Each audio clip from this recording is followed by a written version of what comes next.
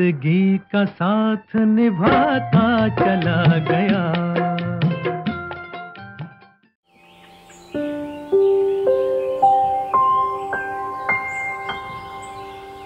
जिंदगी कई रंगों में हमसे रूबरू होती है, लेकिन रंग बदलती इस दुनिया में जीवन का संघर्ष हमेशा बना रहता है। आइए आज त्याग और समर्पण से उपजे समाज प्रेम में डूबी एक जिंदगी से मुलाकात करते हैं। यह है निवृत्त शिक्षाधिकारी, आदर्श शिक्षक और जीवन के हर रूप को बड़ी विनम्रता से जीने वाले समाज के एक समर्पित सेवक एम.जी. नागदेवे। महादेवराव जी नागदेव मेरे अंकल है, मेरे पिताजी से छोटे।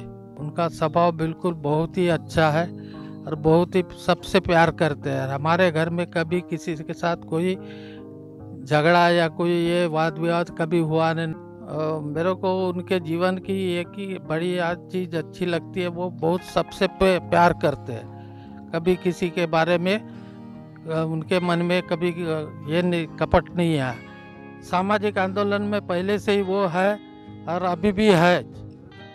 यह है कोथुरना, भंडारा जिले में बहती वैनगंगा के किनारे बसा एक छोटा सा गांव। यहीं सन 1937 में 11 अक्टूबर को नागदेवे गुरुजी का जन्म हुआ। 3 भाई, 4 बहनें, माता पिता, ऐसा भरा पूरा परिवार ऐसे कोई संपन्न नहीं था, लेकिन भंडारा जिले में उस वक्त बीड़ी उद्योग बड़ा समृद्ध था और यह परिवार था बीड़ी मजदूर का परिवार। और नागदेवे गुरुजी के पिताजी बैल बाजार में बैलों की खरीदी बिक्री का काम भी कभी कभी कर लिया करते थे। लेकिन इस परिवार में शिक्षा की जो ललक रही, उसका एक छोटा सा वाकया एम.जी. नागदेवे बताते हैं। मेरा बड़ा भाई 4वीं तक पढ़ा था कि तो वो मुझे बोलता था कि मैं तेरे लिए हैट ले दूंगा, तू यदि सही ढंग से पढ़ा तो। मुझे लगा अरे हैट तो अच्छा है, वो तो मुझे मिलेगा, ऑफिसर बनूंगा मैं। उसके कारण मैं बहुत दिलचस्प था पढ़ाई में। और फिर दौड़ते हुए 3 किलोमीटर पर मैं जाता था, स्कूल पढ़ता था। और स्कूल पढ़ने के बाद वो मुझे हैट नहीं देता था। वो बोले तू जब तक हैट नहीं लेगा, मैं पढ़ाई अच्छा नहीं करेगा, तब तक मैं तुझे हैट लेकर नहीं दूंगा। ये इंग्लिश लोग जैसे रहते हैं हैट में पहनकर जाते, वैसे हैट मैं तुझे दूंगा। वो हैट के लिए मैं बहुत तड़पता था, मुझे कब मिलेगा और कब मैं ऑफिसर बनूंगा। इसलिए वो एक साल वो बोलता अरे तू तो कम पढ़ा और पढ़ना, तेरे लिए मैं हैट लेकर दूंगा, किंतु तू पढ़ खूब, तो बीड़ी वगैरह मत बांध। किंतु मैं बहुत ही इंटरेस्ट था बीड़ी में भी। और जब छुट्टी का दिन आता था तब मैं बीड़ी बांधता था। मेरी आई और बाबा बोलते थे अरे तू कुछ मत कर, पढ़ाई कर खूब। इससे मुझे बहुत इंटरेस्ट हुआ पढ़ाई के लिए, और जैसा जैसा वो बोलते थे वैसा वैसा मैं पढ़ाई के लिए जाता था। बीए, एमए, एमएड शिक्षा भी चलती रही और शिक्षक, मुख्याध्यापक, प्राचार्य, रिसर्च ऑफिसर, असिस्टेंट डायरेक्टर, शिक्षाधिकारी, इस तरह नौकरी का सफर भी चलता रहा। 1995 में सेवानिवृत्त हुए एम.जी. नागदेवे अब अपनी उम्र के 8.5 दशक पार कर चुके हैं, लेकिन पूरा जीवन ही बाबा साहेब डॉक्टर अम्बेडकर से प्रेरित रहा है, तो सामाजिक उत्थान की दिशा में कुछ कर गुजरने का जज्बा भी है। मैं जब सोशल वर्क में प्रवेश किया तब मुझे लगा कि समाज का स्टडी पहले करने की आवश्यकता। समाज में समाज का किस प्रकार का व्यवहार करते हैं, अपने को किसके लिए ये काम करना चाहिए, इसका मैंने विचार किया। किंतु पहले मुझे लिखा केवल SC ST का नहीं, तो बाकी के भी लोग जो है, जो जिनकी आवश्यक ज़रूरत है, उनके लिए यदि समाज कार्य करना है तो पहले आप पढ़ाई करना चाहिए सही ढंग से।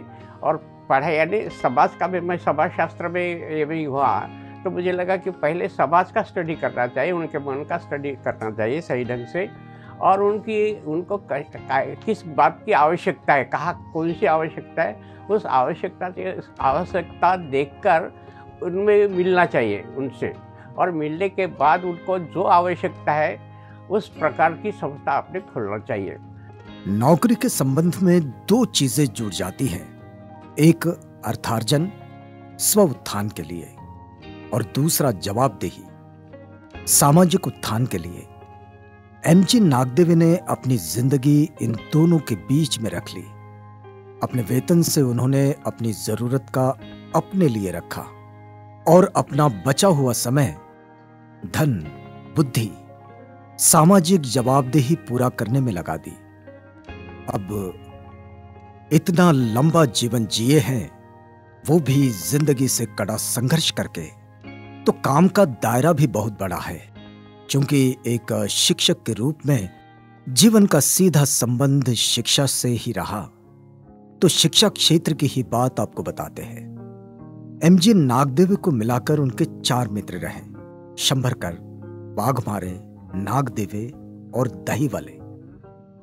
इनके चारों नामों का पहला अक्षर जोड़कर एमजी नागदेवी ने बनाई Shivanand scientific social work institution Bhandara और शुरू कर दिए गरीब बच्चों के लिए स्कूल और बेसहारा बच्चों के लिए अनाथालय। मैं हेडमास्टर मुख्याध्यापक था, तो मुझे इधर उधर से जानकारी हो गई मिली कि दैठनकर साहब सचिव है, तो दैठनकर साहब स्कूल दे रहे थे। तो मुझे लगा कि अपने भी स्कूल चाहिए खादी सही ढंग से चलने वाली। तो एक सामाजिक कार्यकर्ता था शंभरकर करके, वो शंभरकर के साथ मैं उनको बोला कि अपन मुंबई जाएंगे, पैसा कुछ लगा तो मैं दूंगा, इसलिए कि मेरे पास पैसे, हम दोनों सर्विस पे थे मिसेस और मैं, थोड़ा पैसा था, ज़्यादा नहीं था, मुझे कोई किसी प्रकार का व्यसन भी नहीं था, दारू नहीं, कुछ नहीं, सिर्फ यही काम करने का। तो उसको बोला कि आप हम स्कूल शुरू करेंगे क्या? तो बोले साहब ठीक है, बोले करेंगे। तो हम दोनों गए, दैठनकर साहब से मिले, और मिलने के बाद उन्होंने भी जल्दी हमें मान्यता मिली, मान्यता दी उन्होंने। और देने के बाद पहले हमारे high school Bhagirath Bhaskar high school, गरीब लोगों को जो निराश्रित बच्चे थे, इधर उधर के थे, जिनको कुछ खाना नहीं मिलता था, रहने के लिए नहीं, कुछ नहीं, तो कोई अडॉप्ट नहीं करते थे, उनके लिए हमने ये कर्मवीर आड़े फिट पर्सन इंस्टीट्यूशन भंडारा करके शुरू किए।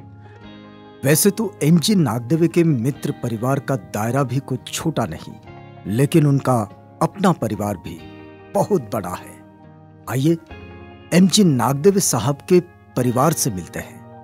मैं अपने बाबा के सानिध्य में बड़ा हुआ हूँ, और बाबा का स्वभाव बहुत शांत है, और उनसे मैं सीखा हूँ कि एजुकेशन का महत्व क्या है, वो मुझे बहुत अच्छे से बताते हैं। वो अपने आप में एक ऐसे मोटिवेशन है कि कोई अगर दुखी भी होगा और उनके साथ बात करेगा तो वो खुद ब खुद वो खुश हो जाता है। मैं इनकी छोटी बहू हूँ और इनसे बहुत कुछ यानी सीखने को मिला है। वो अच्छे सोशल वर्कर रहे हैं और समाज के लिए, सोसाइटी के लिए उन्होंने बहुत कुछ किया है। नागदेवी साहब की मैं बड़ी लड़की हूँ, उन्होंने मुझे बहुत कुछ सिखाया है, पर सबसे ज़्यादा ये सिखाया है कि सबसे अच्छा रहना चाहिए। वो सब मैंने मेरे बच्चों को सिखाया है। आम्ही 4 बहीण भाऊ आणि आई वडील असे 6 जण होतो, पण आम्ही कधीच 6 जण राहिलेलो नाही। आमच्या घरामध्ये 10, 12, 15 लोकांचं जेवण रोज व्हायचं। माझ्या बाबांनी अनेक लोकांना मदत केलेली आहे, त्यांच्या मदतीची जाण सर्वांनाच आहे आम्हाला। आम्ही त्यांचे तेच संस्कार आम्ही आमच्या अंगीकारलेले आहेत। एमजी नागदेवी की जीवनचर्या किसी प्रेरणा पुंज से कम नहीं। त्याग और समर्पण का वे एक जीता जागता उदाहरण है। यह है शकुंतला नागदेवी, एमजी नागदेवी की सहचारिणी। मला 2 मुली 2 मुलं आहेत, जवळच 2 नातू बसलेले आहेत। सगळ्यांशी माझे संबंध चांगले आहेत, तेही माझा आदर सत्कार करतात, मी त्यांना माझेच म्हणून मी मानते। सर का स्वभाव बहुत ही अच्छा है। शुरू से जब से उनसे मेरी मुलाकात हुई तब से उनके विचार मुझे अच्छे लगने लगे। मैं भी बहुत सारे काम करती हूँ और मेरे विचारों से उनके विचार मिलते जुलते हैं। उनकी कोई भी तकलीफ है तो मैं उनकी समस्या हल कर लेती हूँ, या मुझे कोई भी काम रहा था वो भी मेरी समस्या हल कर लेती हूँ। एमजी नागदेवे ने ये पूरा परिवार प्रेम के एक सूत्र में बांध रखा है। इसके पीछे है उनकी मित्रवत भावना और स्वभाव में विनम्रता, जिसे उन्होंने पाया है तथागत बुद्ध की शिक्षाओं के द्वारा। 14 अक्टूबर 1956 की धम्म क्रांति यानी कि वो धम्म दीक्षा जो बाबा साहेब डॉक्टर अंबेडकर ने अपने लाखों अनुयायियों को नागपुर में दी। धम्म दीक्षा के इस समारोह को एमजी नागदेवे कुछ इस तरह याद करते हैं। बाबा साहब जब आए तो सामने कब आते हैं, हमें कब दिखते हैं, इसकी बहुत उत्सुकता थी। तब हमने नज़दीक जाने का प्रयत्न किया, तब तक बाबा साहब चढ़ रहे थे ऊपर भाई साहब के साथ, और जब चढ़े और खड़े हो गए आए तो हमें इतना आनंद हुआ कि उसका तो वर्णन नहीं कर सकते, कि तो अद्वितीय आनंद हुआ हमें। बाबा साहेब डॉक्टर अंबेडकर से प्रेरणा पाकर करोड़ों जीवन बदल गए, और जो जीवन बदले उन्होंने ये सीखा कि अपने जीवन के साथ साथ औरों का जीवन भी बदलने के प्रयास में लगे रहो। यह है भंडारा जिले के शिंगोरी गांव का बुद्ध विहार। यहां कभी हंसदास महाराज का मठ था। एमजी नागदेवे का संपर्क इस गांव से बढ़ा और उस मठ का रूपांतरण आज एक विशाल बुद्ध विहार में हुआ है, और हंसदास महाराज बन गए भंते सतरत्न। ये सिंगूरी में 85 में यहाँ हंसराज महाराज रहते थे। उनका नाम फिर भिक्खु सतरत्न जी था, उनका यहाँ पे वास्तव में था। तो इनको हिंदू समाज के लोगों ने ये जगह दी, लेकिन उनके लड़कों ने बोला कि हम जगह नहीं देते। तो नागदेव साहब एक कोर्ट में गए। बौद्ध विहार सिंगोरी की स्थापना के समय रजिस्ट्रेशन तो हुआ था, किंतु जब ट्रस्ट का मामला था, वो जमीन हमें ट्रस्ट के नाम से करने थे 11 डिसिमल जमीन। तो उसके लिए जो सार्वजनिक जी ने दिए था वो जमीन, उसके बाद उनके लड़के जो थे वो ज़्यादा से ज़्यादा ऑब्जेक्शन लेते थे, इसीलिए फिर हम कोर्ट पे गए, चैरिटी कमिश्नर ऑफिस नागपुर।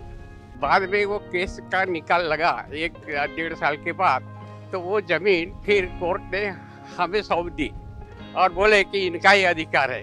तो ये जब समस्या छूटी तो हमारा काम शुरू हो गया ट्रस्ट का।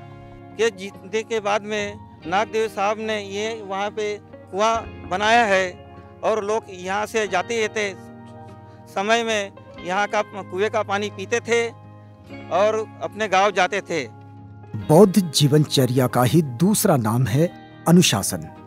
स्वयं ही स्वयं पर लगाए गए नियम, जो अस्वस्थता से बचने का अच्छा उपचार है। इस उम्र में भी एमजी नागदेवे की दिनचर्या में कोई खास बदलाव नहीं। सुबह उठना, तैयार होकर सीधे छत पर जाना, ये एमजी नागदेवे साहब का निवास है।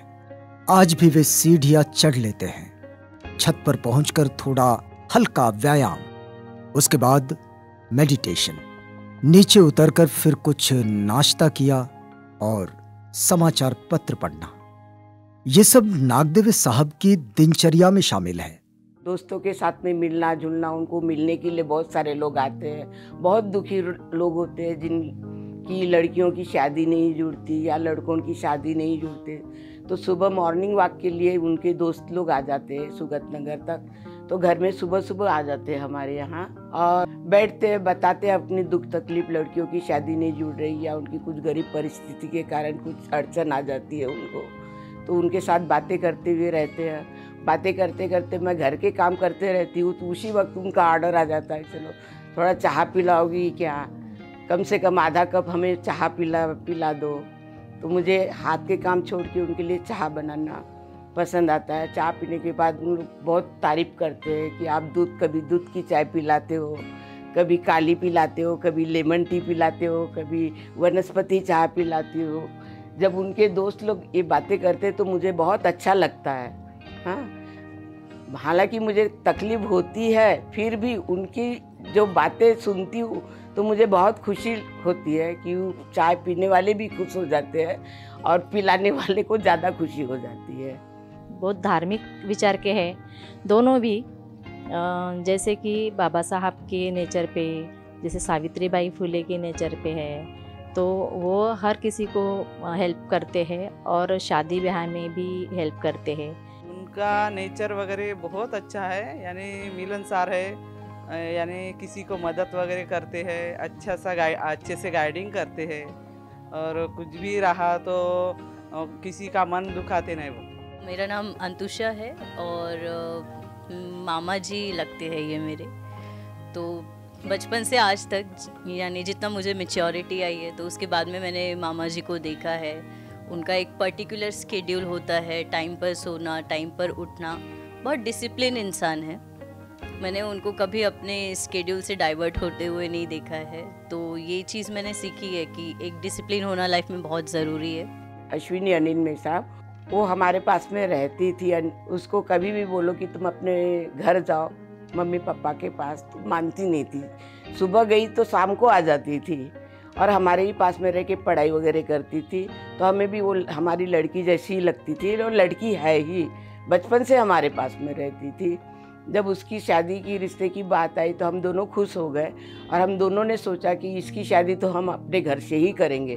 भले उसके माँ बाप है, फिर भी वो हमें माता पिता के समान मानती है, हमारे साथ में रहती है, तो हम अपनी खुशी से उनकी शादी करेंगे।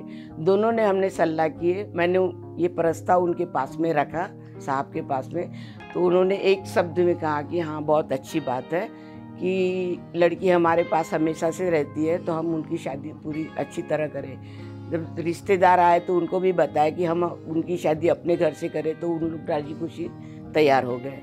आज तक की बहुत ही ज़्यादा प्यार की होने की वजह से मामा जी ने भी मुझे उसी तरह एक्सेप्ट किया है। मेरा एजुकेशन से लेके बचपन से जो भी मेरी नीड्स थी सब उन्होंने ही की है। मामा जी बहुत ही शांत स्वभाव के हैं। मेरे जीवन में उनका योगदान बहुत ही महत्वपूर्ण रहा है, और उनका लाइफस्टाइल बहुत अच्छा है। मॉर्निंग में उठ के एक्सरसाइज करना, और आते उनके खान पान का बहुत ही ज़्यादा ध्यान रखती है। उनकी रीडिंग हैबिट जो है उनको हमेशा से काफ़ी नॉलेज उनको प्रदान किया है उनको, और योगा करते हैं सबसे पहले, तो उसके बाद जो उनका न्यूज़पेपर रीडिंग होते हैं। तो जनरली लोगों को आपने देखा होगा कि वो एक पेपर पढ़कर अपना रीडिंग कंप्लीट करते हैं, बट मामा जी का ऐसा नहीं है। हालांकि वो एक घर पर एक लाइब्रेरी भी चलाते हैं, और उस लाइब्रेरी में आने वाले सारे जितने भी न्यूज़पेपर होते हैं वो सारों को थरली पढ़ते हैं। एमजी नागदेव के जीवन के कई पहलू हैं, शिक्षा कार्य, समाज कार्य, धार्मिक कार्य, बच्चों को मोटिवेट करना। लेकिन अपने शैक्षिक जीवन की एक घटना एमजी नागदेव बताते हैं। तब वे चोखा मेला छात्रावास भंडारा में पढ़ते थे। 9वीं में जब था तब बाबा साहब 1954 में जब भंडार में आए तो हमें बहुत इंटरेस्ट था कि उनको देखना चाहिए करके। जब हम एक दिनकर राव राहटे थे, वहाँ लीडर ये थे हमारे, तो उनको हमने बोले कि बाबा साहब की मुलाकात हो सकती क्या?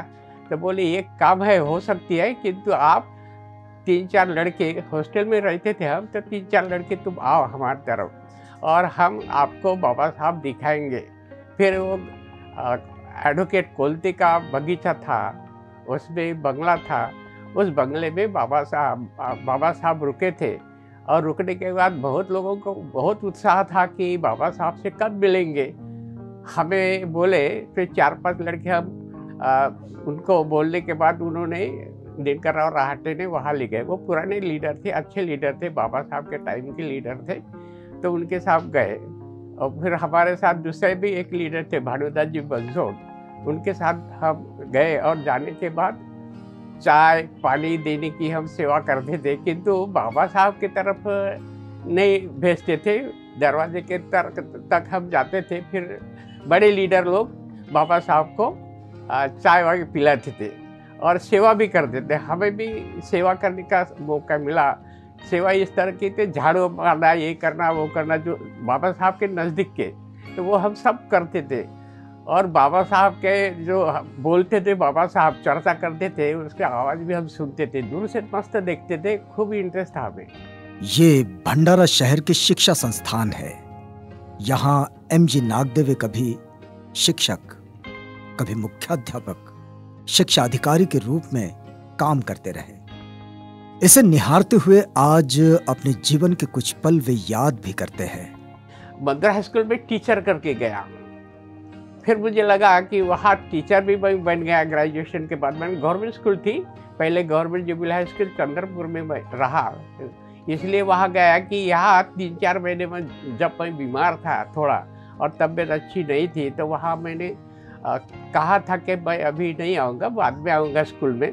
और फिर 3-4 महीने के बाद हेडमास्टर बनने के बाद government high school jubilee high school Chandrapur में गया। वहाँ रहने के बाद फिर भंडारे की मैंने ट्रांसफ़र मांगा। गवर्नमेंट जुबिली हाई स्कूल के बाद मैं गवर्नमेंट अध्यापक विद्यालय साकोली गया। मेरा नाम विनोद मिश्रा है।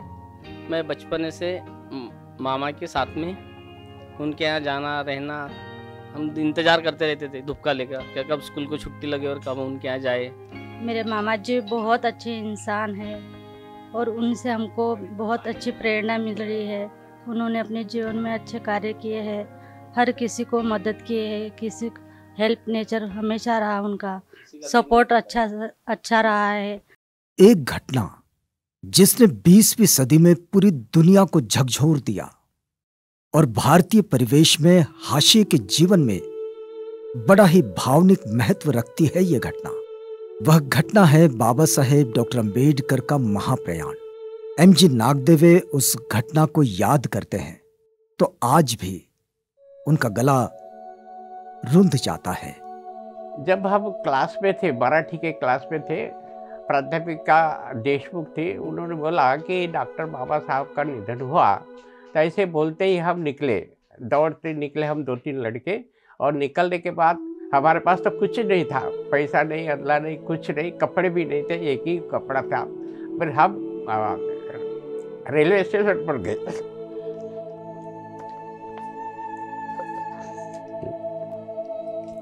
फिर सॉरी, और फिर वहाँ बैठे हम सब खड़े थे और खड़े खड़े हम गए। कोई खाने का नहीं, पीने का नहीं, कोई अरेंजमेंट नहीं थी। और जाने के बाद जब हम उतरे वहाँ मुंबई में, कोई बोले हाँ भी मुंबई आ गए, हमें पहले नहीं देखी थी मुंबई आ गए और उतरो भी। उतरने के बाद राजगृह का रास्ता कौन सा है ऐसे किसी को पूछने की आवश्यकता नहीं, बहुत ही लोग थे और उसी तरफ जा रहे थे हम। वैसे यही वह रुदन है जिसने भंडारा जिले के कोथुरना जैसे छोटे से गांव में जन्मे एमजी नागदेवे को सामाजिक बदलाव की दिशा में कार्य करने के लिए प्रेरित किया। और आज उम्र के इस पड़ाव पर भी वे उतने ही सक्रिय हैं। भंडारा का ये वैशाली नगर है। आज तो यह एक भरी पूरी बस्ती है और भंडारा शहर का एक हिस्सा है। लेकिन नागदेवे साहब ने जब इस स्वतंत्र नगर को बसाने की योजना बनाई, वो समय बड़े और कड़े संघर्ष वाला समय था। क्या हो गया है कि यहाँ पे जो भी अफसर आते थे उन्हें यहाँ पे बहुत बड़ी तकलीफ ये थी कि उन्हें मकान नहीं मिलते थे, क्योंकि वो अछूत समाज से आते थे, महार समाज से आते थे। इसलिए हमारे गुरुजी एमजी नागदेवे सर ये मंदुर हाई स्कूल में हेडमास्टर थे। उनको लगा कि ये बहुत दयनीय अवस्था है अपने लोगों की, क्यों न हम अपनी एक अलग से पहचान करें। और इसलिए उन्होंने ये ज़मीन बिकत ली और उसके बाद में यहाँ पे the Bhandara housing society, the Bhandara backward class cooperative housing society की नींव रखी। और यहाँ पे जो लोग गरीब थे, जो असहाय लोग थे, जो मकान नहीं ले सकते थे, ऐसे लोगों के उनके परिश्रम से हम लोगों को यहाँ पे मकान प्राप्त हुआ। जब बेसहारों को मकान का सहारा मिला तो नागदेवे गुरुजी के लिए लोगों के मन में कृतज्ञता का भाव भी बहुत है। आज भी जब एमजी नागदेवे वैशाली नगर में पहुंचते हैं तो उनका जंगी स्वागत होता है। कोई समारोह तो नहीं होता, लेकिन अपने आदरणीय गुरुजी के लिए सम्मान बहुत बड़ा होता है। सबके कॉलोनी बहुत सुशोभित दिख रही, किंतु निर्माण करते वक्त सभासद जो बनाना था उस वक्त बहुत दिक्कत गई। मैं रोड से घूमता था, थैली लेकर रोड से घूमता था और जो भी मिले उनको जय भीम साहेब बोलकर आगे मैं बढ़ता था। और जय भीम बोलने के बाद वो रुकते थे, रुकने के बाद वो कोई तैयार होते थे, कोई तैयार नहीं होते थे, फिर भी जो तैयार हुए उनके होते थे उनके नाम लिखता था मैं, और आगे चलकर उनको सिर्फ 500 रुपये मांगता था मैं। और कोई पैसे देते थे, कोई नहीं देते थे। इसलिए मैंने हिम्मत नहीं छोड़ी और 70 लोग जमने के बाद मैंने इस प्लाट की रजिस्ट्री की, ज़मीन की। पैसा बचा था, इसलिए वो 5 एकड़ के भी रजिस्ट्री करने के लिए चाहा मैंने। पहले 20,000 में ये लिया ज़मीन और 33,000 में उसकी ज़मीन, दूसरी ज़मीन लिया। इस प्रकार उनके लिए जो समस्या थी शुरुआत में, वो समस्या धीरे धीरे सॉल्व हो गई। और समस्या सॉल्व होने के बाद गवर्नमेंट को प्रस्ताव सादर किया मैंने इस ज़मीन के लिए, ये कॉलोनी के लिए। और प्रस्ताव सादर करने के बाद ये 50 मकान पहले बनाया और बाद में उधर की ज़मीन जो 4-5 एकड़ ज़मीन है, 478, वो ज़मीन पर प्लाट बनाकर, वो प्लाट बनाते वक्त इन्होंने मेश्राम साहब ने, दहीवाले साहब ने भी बहुत मदद की। यहाँ जो मैं बैठा हूँ वो बैठा हूँ मुझे किसके मदद बदौलत एम जी नागदेव गुरु जी की वजह से। लोगों को मकान नहीं मिलते थे, मकान मिलाने के लिए उन्होंने बहुत बड़ी मेहनत ली, संस्था फार्म की। लोगों के पास पैसा नहीं था, उस वक्त तो रहने को जगह भी नहीं मिलती थी, लेकिन साहब ने पैसा नहीं है क्या, ठहरो बाद में दो, लेकिन तुम आओ यहाँ का मकान बुक करो, आओ रहने को आओ।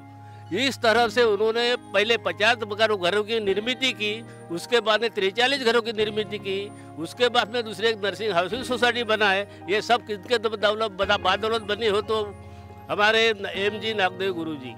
नागदेव साहब ने 158 लोगों को मकान दिलाया, बहुत बड़ी बात हो गई। यानी वैशाली नगर भी है और नर्सेस कॉलोनी भी है, तो ऐसे करके 158 लोगों को, जब उनको मकान नहीं मिलते थे, दूसरे के समाज में मकान नहीं मिलते थे, तो मकान 158 प्लाट बनाए और इन्होंने मकान बनाए और इनको दिलाए। अभी अब सब लोग आनंद से हो, मजे से हो, सुख से रहती है। जब से मैं यहाँ बहू बन के आई हूँ, ये सोसाइटी में रह रही हूँ, तो उनके ये वातावरण है जो मैं उनका बहुत अच्छे तरीके से धन्यवाद देती हूँ कि उन्होंने बहुत अच्छे तरीके से यहाँ काम किया है। हमने यहाँ प्लाट लिया वो नागदेवी काका जी के तरफ से ही लिया, और मैं ऐसे सोचती हूँ कि यहाँ का विहार है उन्होंने ही पहली नींव उन्होंने ही डाली है, इसलिए मैं नागदेवी काका जी का धन्यवाद करती हूँ। ये वैशाली नगर भंडारा का बुद्ध विहार है, परिसर की नैतिक शिक्षा का केंद्र, जिसकी नींव एम जी नागदेव साहब ने रखी।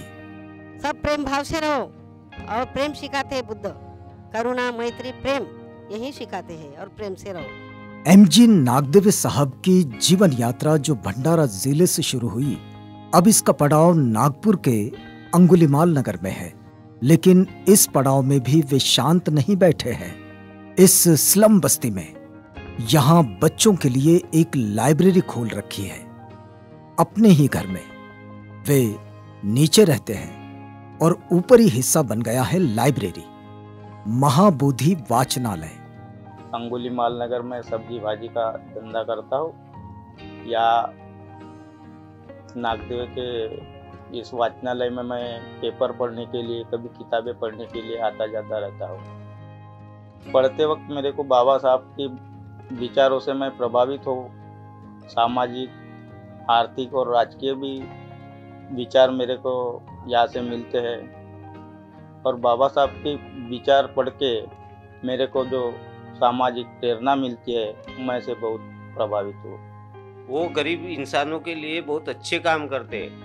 आज हमारे इसमें लाइब्रेरी में आके सब बच्चे नौकरी पे लगे हैं। और नागदेव गुरुजी जो मेरे मामा हैं, उनका जो सामाजिक कार्य में जो योगदान रहा है वो मैं बचपन से देखते आ रहा हूँ, और मेरी मामा होने की वजह से मैं काफ़ी उनसे करीब रहा हूँ। उन्होंने समाज के लिए काफ़ी कार्य किया है, उन्होंने संस्थाएं खोली है, उन्होंने स्कूल निकाले हैं, काफ़ी हद तक एजुकेशन ऑफिस में उनका योगदान रहा है।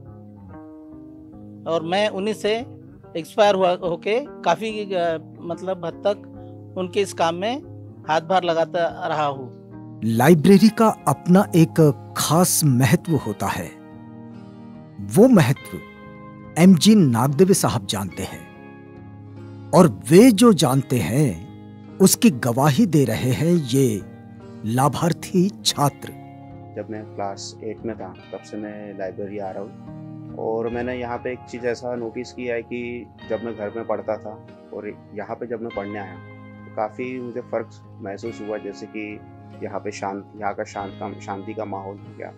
मुझे ऐसा लगता है कि बाबा ने जो ये लाइब्रेरी चालू की है वैसे तो ये काफ़ी यहाँ के लोगों के लिए भी और यहाँ इस एरिया के बाहर के भी लोगों के लिए काफ़ी लाभदायक है। सामाजिक सशक्तिकरण में एमजी नागदेवे साहब का योगदान बहुत बड़ा है। अंकल को मैं बचपन से जानती हूँ और उनके बारे में क्या कहना, वो तो सबके लिए प्रेरणा स्रोत ही है। उन्होंने जो समाज के लिए कार्य किया है, उसके अलावा जो महिलाओं के लिए उन्होंने जो कुछ भी किया है, उससे बहुत कुछ प्रेरणा लेके हम बहुत कुछ सीख सकते हैं। और समाज में हम जो कुछ भी कर रहे हैं वो उनकी प्रेरणा से ही कर रहे हैं। कई लोग हैं जो एमजी नागदेवे के जीवन कार्य की चमक में अपने जीवन के उजाले पा गए, और एमजी नागदेवे के मन की संतुष्टि का राज भी यही है। जब औरंगाबाद में लड़के पढ़ने के लिए जाते थे बाबा साहब के कॉलेज में, तो 10-12 लड़कों को मैंने मदद की, उनको भेजा। उनके लिए जो ये आते थे पास, मेरे पास पास आते थे उनके तरफ से, और वो पास देता था मैंने जाने के लिए, प्रवास के लिए। तो वो कम से कम 10-12 लड़के गए, और फिर बाद में वकील बने, कोई मैजिस्ट्रेट बने, कोई ऑफिसर भी बने, बहुत बड़े अभी भी चाहते हैं बेचारे वो। तो उनको भी भेजने के बाद मुझे उत्साह है कि घर में भी कुछ लड़के आए तो हम पढ़ाएंगे। तो मेरे घर में पहले एक लड़का आया था, उसको भी मैंने औरंगाबाद को भेजा। वो घर में रहा कुछ दिन तक और फिर गया। तो अभी भी वो मुझे आता है मेरे पास, काका करके बोलता है प्रेम से, और उनके लड़के भी मेरे से अच्छा व्यवहार करते हैं। नागदेवी जी एक समर्पित व्यक्तिमत्व है, और इतना सोशल कमिटमेंट और किसी व्यक्ति में हम लोगों ने इस क्षेत्र में नहीं देखा है कि जो पूरा का पूरा समाज को समर्पित और समाज के प्रति निष्ठा रखने वाला, समाज के लिए अपना जीवन लगा देने वाला एक व्यक्ति करके हम लोग उनको जानते हैं। उन्होंने इस क्षेत्र में महाबोधि वाचनालय की स्थापना कर बाबा साहब के विचारों को गढ़ने का और बाबा साहब के विचारों को समाज तक पहुंचाने के लिए किताबें उपलब्ध करा देने का काम किया है। और साथ ही इस कारणवश वो यहाँ लोगों को जो विद्यार्थी है जिनको आवश्यकता है, ऐसे विद्यार्थियों को हर वक्त मदद के लिए आगे रहते हैं। नागदेव साहब से जब भी मेरे संबंध आए, जब से संबंध आए, रिश्तेदारी तो खैर है ही, लेकिन जब से संबंध आए मैंने हमेशा से उनको यही देखा है कि कंस्ट्रक्टिव वर्क में विधायक कार्य कराया जाए। तो मैं उनसे कहता था कि देखिए भाई इस उम्र के हिसाब से आप अभी भी अगर कंस्ट्रक्टिव और विधायक कार्य के पीछे, तो इसका क्या मतलब इम्पैक्ट क्या होगा, इफेक्ट क्या होगा। तो उनका हमेशा से यही कहना रहा है, वो क्या उसका रिजल्ट आएगा वो नहीं देखना है हमें, बस अपना जो विधायक कार्य है, कंस्ट्रक्टिव वर्क जो है वो हमेशा शुरू रखना चाहिए। और जिनको भी इनका फायदा लेना है और जो सही में लेना चाहते वो खुद ब खुद ले लेते हैं। जरूरी नहीं है कि हमने 10 लोगों के लिए अगर काम किया तो 10 के 10 का उनका फायदा वो लेंगे, जरूरी नहीं है ये। अगर 10 में से अगर 2 भी लोग अगर सही निकल जाते हैं तो समझ लेना चाहिए कि हमने जो भी काम किया है वो बहुत एक मायने के अंदर और लिमिट के अंदर में रह के किया, और उसका जिनको फायदा लेना था उन्होंने जरूर लिया है। और जिन्होंने नहीं लिया है तो उनके लिए कोई अपने मन में किसी प्रकार का दुराग्रह की भावना उनके मन में मैंने कभी भी देखा नहीं। मतलब उनको देखने के बाद में ही ऐसा महसूस होता है, और उनके काम करने की शैली जब सामने में आती है तो ऐसा महसूस होता है कि हम आगे चल के कहीं ऐसा कुछ कर पाएंगे। बड़ी विडंबना सी ऐसी महसूस होती है।